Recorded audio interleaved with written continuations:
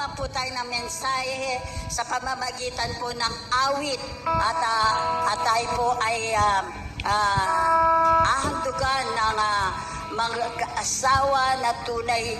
Sabi nga, may pinagdadaanan po sila, pero ang Diyos pa rin ang nandyan nakaalalay sa kanila. Kaya tinatawagan ko po ang mag-asawa, Brother Nico and Sister Ann, para papuri sa Panginoon.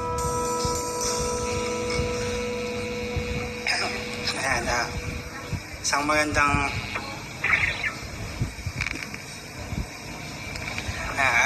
magandang umaga po sa lahat, higit sa ating Panginoon na yan.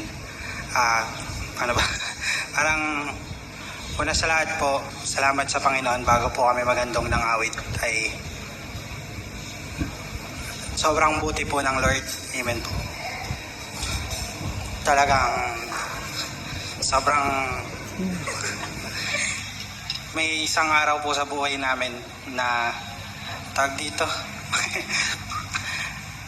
may isang umaga po sa amin na paggising ko parang pinamukha sa akin ng kaaway yung sitwasyon namin ngayon. And hindi ko po ikakahiya kung ano yung sitwasyon namin ngayon. Grabe po yung blessing. Salamat po sa Lord na nararanasan ng bawat isa. Sobrang nakaka-inspire po. Alam kong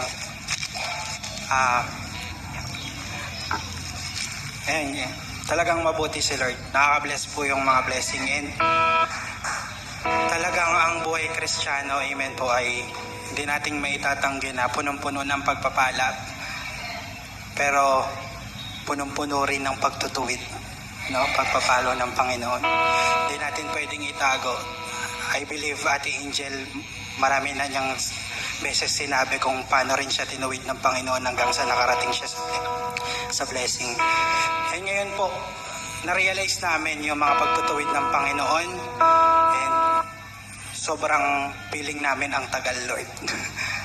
Lord, hanggang kailan? Gumising po kami ng isang umaga, ako na napapaisip ako na sinasabi sa akin ng kaaway yung sitwasyon ko, na nawalan ako ng trabaho, wala kaming income, as in parating na yung mauubos na yung gatas ni Sek, mga kapatid, yung pampers niya. Amen. Amen. Nung time na yun po, sige po, palakpakan natin si Lord. Nung time na yun po, parang napapaniwala ako. Sabi ko, nag-aalala na ako, Lord. Tapos papapatanong ko, Lord, andyan ka ba? Kasi we pray every day, night and day. Lalagang nilalapit po namin yung puso namin sa Panginoon kasi kailangan namin ng kalakasan mula sa Panginoon. And yung time na yun, nagtatanong na ako sa Diyos, Lord, bakit po? Nag-chat po ang Tita Eileen. Nanonood po ako na ng Otlum. Kaya niyo po si Otlum, nakakatawa po yun sa Facebook si Mima Otlum. Sabi ko, ba't kaya nag-chat si Tita? Isa po yan sa pinangako namin sa Lord na kapag nag-chat ang mga lingkod ng Diyos, kailangan sagutin. Amen. Dati, po kasi snub kami dati. Hindi namin pinapansin. Dinidelivered lang. Kasi baka may nalilig. Huwag ka nang mag-dial. Baka may papagawa na naman si Tita Eileen. Pero ngayon, tinuruan po kami ng Lord na laging sumunod sa mga lingkod niya. Nung time na yon, kahit busy ako nanonood kay Otlum, binuksan ko po yung message. At binuksan ko po yung mensahe ng pastor. Alam niyo po, pag bukas ko, sabi ng pastor, English foreigner po, sabi niya, I can sense the presence of God not just in this place. Pero yung Tagalog ko na lang po kasi hindi ko kaya. Pero pati yung mga nasa bahay. Saktong-sakto. Alam niyo po, nung sinabi yun, naiyak na ako agad Sabi ko, Lord, eto na to. Sabi ko, na merong magdi-deliver daw si Lord, maraming aalisin si Lord sa buhay mo. Then time na yon, nanonood ako, umiiyak na ako, napupuspos na ako, biglang pumasok si Mrs. Sabi niya, sabi ko, ba't di mo pa nilalagyan yung bote ni Sek? Sabi ko, tapos sabay, siyempre naiintindihan ko siya, pagod na siya, talagang pagka puro gulo yung nasa paligid mo, talagang mapapaganong ka. Sabi ko sa kanya, tara mo na dito, buka mo na dito. Sabi ko, panoorin nyo to. Alam nyo po yung mga taong nauuhaw sa salita ng Diyos, talagang pag salita ng Diyos ang pinag-uusapan, talagang sumusunod agad. Naupo po kaming mag-asawa at pinanood namin yun. After po nun, kapatid, ayun na. After nung video na yun, right after that, lumuhod ako sa Panginoon, umiiyak. Niyakap ko yung asawa ko, sabi ko, mahal, pagod na ako, sabi ko.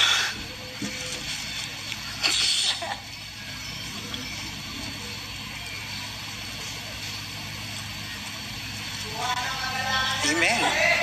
Opo, totoo po yan. Hindi po luha ng ano eh. Amen. Yung luha pong ito is, hindi siya parang dahil mahina ka. Luha yun ng ng kabutihan. Opo, nare-realize mo kung gaano kabuti si Lord sa buhay mo. Nung nagyakap na po kami, na-restore ni Lord yung kalakasan sa amin. And hanggang sa mga oras na ito, kapatid, dumadaan kami sa pagsubok, pero never kaming pinabayaan ng Panginoon. Alam niyo po, mga kapatid, wala pa man yung ultimate blessing na hinihiling namin sa Panginoon, yung pagbangon ng dati naming business, yun po ang hinihingi namin sa Panginoon. Pero never po nagkulang ang Panginoon. Mauubusan na po ng gatas si Sek.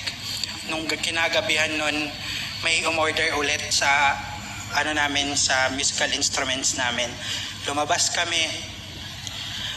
Sabi ko, Lord, mawala na ng gatas si Sek. Kailangan ko makuha yung bayad ng customer. Kinagabihan, at may mga ministry pa po kami na kailangan unahin. Kailangan ko nang bumili ng gatas, pero sabi ko hindi. Unahin ko yung ministry ko. Pag uwi namin, nag-live pa kami, nagkanlungan kami, nag-devotion pa po kami ng men's devotion. Tinapos ko po lahat yun. Then, pag-iyak ni Sek, saktong-sakto, dumating na yung gatas po na kailangan. Ubos na ubos, kapatid. Saktong-sakto, ultimo yung gatas ni Sek, wala na, saka dumating ang Ninong Champ para ibigay yung pinabili naming gatas. Grabe. Sabi ko, Lord, nasa gitna nga kami ng pagsubok. Pinapahintulutan mo nga to, pero talagang hindi ka nagpapabaya, Panginoon. Kaya, sa oras na ito, mga kapatid, nawa, ang mga pagsubok ng buhay ay hindi maging dahilan para lumayo tayo sa Panginoon, kundi mas lalo pa po tayong manghawakan sa Panginoon. Amen po ba? Kakanta pa ba tayo? Ayan, yung naway maging, ito po yung aawitin namin ay buhay, maging buhay po. Sa inyo po ang mensahe, sa Diyos po ang papuri.